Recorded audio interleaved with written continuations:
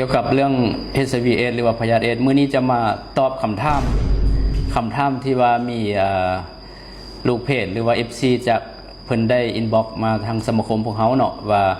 ผู้ที่ติดเชื้อ HIV เอดส์เข้าไปไว้อยู่ไสตั้งแต่อดีตจน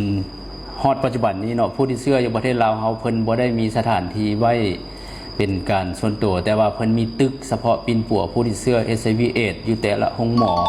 โดยเฉพาะห้องหมอแขวงห้องหมอในนครหลวงนี้ตึก ART นี่ซึ่งว่าเป็นตึก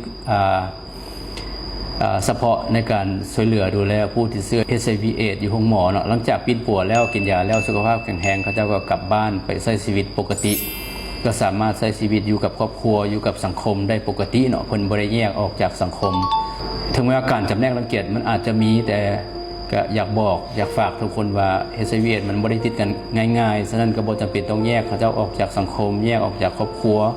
ก็สามารถใช้ชีวิตอยู่ร่วมกันได้โดยที่บ่สามารถติดกันได้เนาะถ้าหากเฮา